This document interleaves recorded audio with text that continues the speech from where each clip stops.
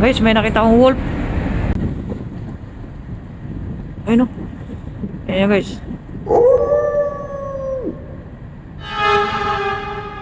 Wolf, yung wolf.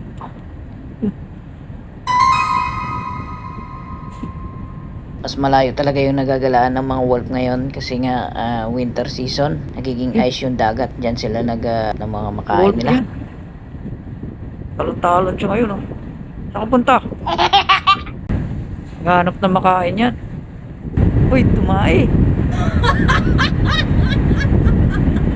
Tapos aso lang pala, naghanap ng matay. Ay, posible naman, dyan pa natae.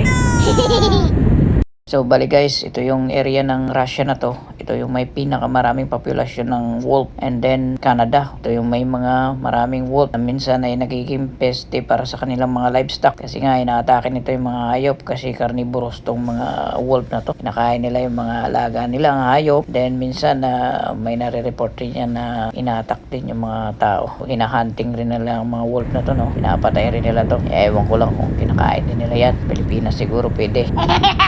Iba naman yun yung mga breeder kaysa sa mga wild na to guys. Bye bye.